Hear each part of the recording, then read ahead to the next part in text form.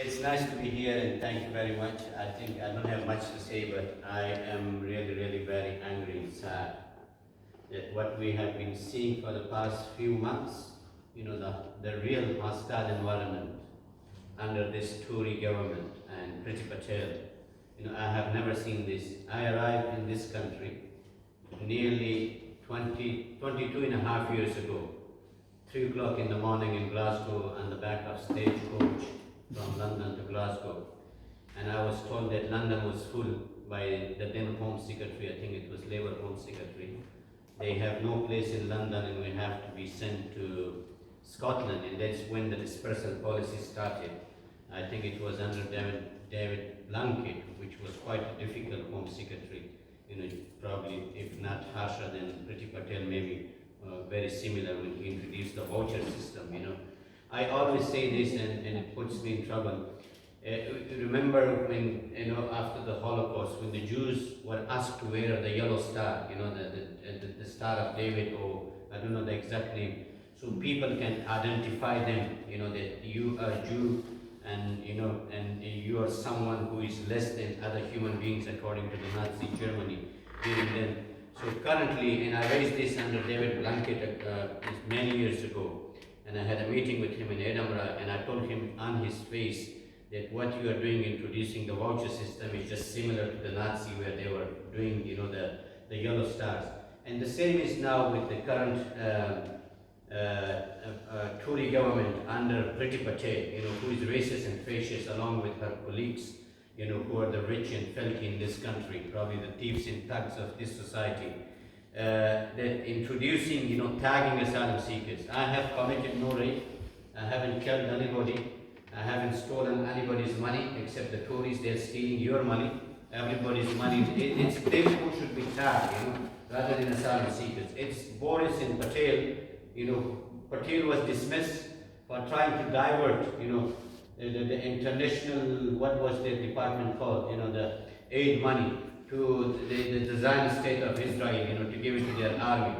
It's these people who are dismissed and stealing public money and going against the law and the rules of law in this country. I haven't, as I said, raped anybody. I haven't killed anybody. Why should I be tagged? Why should my colleagues be tagged? The question is, which countries asylum seekers are coming from? That's not the question. The question is, it's the war, illegal wars. I remember in 2001, I was working in job center in Springville, and suddenly an advisor told me, "Oh, you guys attacked 9/11, New York, in Washington," and I was quite shocked. We have no capacity to attack, Pentagon, to attack, the Twin Towers, or anywhere in the world.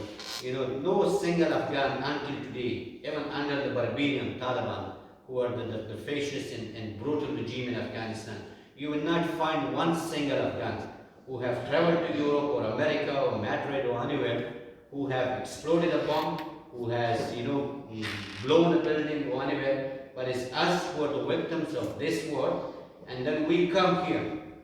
We were told that, I remember, it's many stories, in 2001, I wrote a very lengthy letter to the war criminal Tony Blair, and I told him that if you are removing the Taliban, who are a bunch of terrorists, and the letter is still with me, who are we replacing? Tony Blair replied a lengthy letter, said, "This time we will not walk away from you. We walked away from you in the 90s, where our country was destroyed, where our country became the hub for international terrorism, supported by Britain and America and the West and NATO. Every sort of terrorist, as they call them, was brought, left in Afghanistan to fight the Cold War, a war which was also the Western war. It wasn't our war. We were fighting a war where, to stop the influx of communism, as you are calling them, or the Cold War in Britain and other parts of Europe and America. But once, we sacrificed 1.5 million Afghans, then you guys abandoned us and you left us." So this is exactly, 22 years later or 21 years later, when Boris and her friends give priority to dogs. Dogs, imagine. Few hundred dogs were brought to Britain and Afghans were abandoned in Afghanistan, who sacrificed their families, sacrificed their brothers and sisters and parents and wife and kids to to stand, with the imperialist British warmonger in Afghanistan, they were abandoned. Even till today, 12,000 Afghans are in hotels. In August, I think, the Taliban came to power. Since then, even 12,000 Afghans are still living or lingering in hotels across Britain. When we write to the Home Office, when we ask that what is happening, to the Afghan asylum seekers and refugees, because I work mostly with Afghans, they tell us in letters which we have to give priority to Ukrainians. Very well done. Ukrainians are, as I say, don't get us wrong, they are our brothers, our sisters. Nobody will understand the pain of Ukrainian better than us, because we have been through this before. The Afghans, the Iraqis, the Syrians, the Yemenis, the Sudanese, the Eritrean, those who are all bombed by Britain and America and others. But we know their pain and we know their suffering. We know how it feels when you drag your children. You're taking them to the bunker to be saved from the bombs and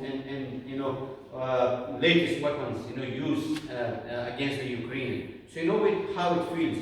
But the same Afghans, the same Syrians, the same Iraqis, who are the victims of this country. Britain. Remember, Britain was the second most powerful country in Iraq and Afghanistan, in Somalia as well, in Sudan as well. But now, the very people who come here, they are sent to Rwanda, or they are going to be, penalized. I have seen letters, because I work with refugees on a daily basis. I have seen letters, even just 3 days ago, on Thursday, a letter saying that your asylum in the UK is inadmissible. We will not process your claim until, we get information from other countries whether we are going to send you to some other country to pass responsibility to that country. When we talk and we see the pundits, the television, the journalists, as Amar say, the politician coming on television telling us that legal rules. Where are the legal rules for Iraqis in Afghanistan? For example, this is a very good example. I'm running from the likes of Barbarian Taliban, the brutal regime in Afghanistan. Where is the British embassy that I go to and tell them, look, my life is in danger, can you please issue me an urgent visa and I go to Britain? There is no legal route for Iraqis, for the Syrians, for the Yemenis who are butchered and killed with the British latest weapons in Yemen. The same people who arrive here, they are told, we don't want you. This is, as Amar said and Pinar said, and I think everyone in this room agrees, no disrespect to Ukrainian, but it all comes to race, your religion, your background, where you were born. If you're white, if you have blue or green eyes, and you have some different hair, not the eyes I have or the hair I have, you're welcome in this country. Even 2 days ago, a minister came, I think the Home Office minister on television, to extend the rights for the Ukrainian children. Very well done. We are very pleased for the Ukrainian. If you are 18, 19, 22 years old, you can come to this country as long as your sister or someone adult agrees to come, to let you come to Britain. But the same unaccompanied minor, if you remember, what was the previous Prime Minister's name? Theresa May. She abandoned the Dubs Amendment, where 3,000 unaccompanied minors supposed to be brought to Britain under the Dubs Amendment rule, but they abandoned. They're not letting them to come to Britain.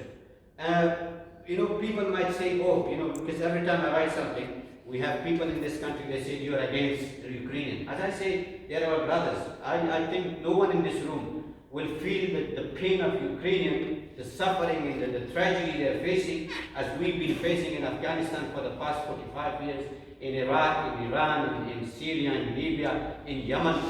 After all, I always say this, that if you want less asylum seeker in this country, you should stop your illegal wars. Stop selling weapons to rogue regime and dictators. Stop changing regime. Stop empowering warlords and drug lords and genociders like what they did in Afghanistan, in Iraq, and other parts of the world. So if you stop this, when you bomb a country, the entire population will leave. And they become mobile, they have to go somewhere and leave. Like probably many Scots. This country is not at war. Many Scots have moved to Australia, New Zealand, New York. You have a big parade of Tartan Army parade, or I don't know what exactly you call it in New York, where hundreds of thousands come in and they parade their Scottish identity. They're there, But Scotland is not bombed, God forbid. Scotland is not at war. England is not at war. When you bomb a country, especially women and children are the biggest victims. Nowhere in the Geneva Convention says that you should seek asylum in neighboring country. Well, let's talk about neighboring country. I don't like Poland's asylum policy, but Poland have taken few million Ukrainians. How many Britain has taken? Pakistan has taken 7 million Afghans, poor country, indebted to IMF and World Bank. Iran is the same. Iraq is a poor country, a war-torn country, bombed by Britain, killed 1 million Iraqis. They're having, 1.5 million Syrians, a country which is destroyed. Lebanon, where the economy collapsed, no economy, no running regime in Lebanon. They're having about 3 million refugees, Jordan, a very, very poor country, having 2 to 3 million refugees in neighboring countries. It is not that everybody is coming to Britain, very few make it here, and then, there is no problem in Britain.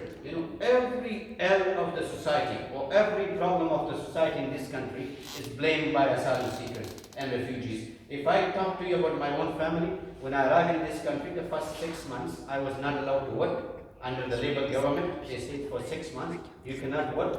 Once I was allowed to work, till today, I just left my work and I came here. I have my children, my children who are brought up here, they're working, and they're contributing to the society. Look at Pinar, how much she's contributing. Look at so many other refugees. Now we are begging Sri Lanka and other countries to come to this country and pick, what is that berries, strawberries and raspberries and whatever berries we have in this country. Begging other countries, where asylum seekers, young and fit in this country, are staying in their rooms, becoming depressed, and then they're not allowed to work. If they're allowed to work, they're healthy, they're young, they can contribute to the society, they can have their own money, they can have their own dignity, their own pride and self-esteem. What is the problem? People are asking me, let me work, I can feed myself. If I can feed myself, I do not need to beg, for 38 pounds a week. And the generosity of this country, when I'm saying this country, I mean the regime. 22 years ago, we were given 36 pounds a week in vouchers. 22 years ago. 22 years later, asylum seekers are getting 38 pounds a week. If you are staying in hotel accommodation, you don't get any money. You only get food and breakfast or whatever. It's not a luxury like when you see the racists and the right-wing media and politicians and others saying that, you are selfish. I'm not selfish. But tell me if you can survive on 38 pounds a week. The solicitors' appointment are not paid by the Home Office. Each asylum seekers, because I am an interpreter, my day job, each asylum seekers have maybe 2 or 3 appointments or 4 appointments a month with their solicitor. If you're buying a bus ticket, £5, you're left almost with nothing. So, we're not wrecking or destroying the economy.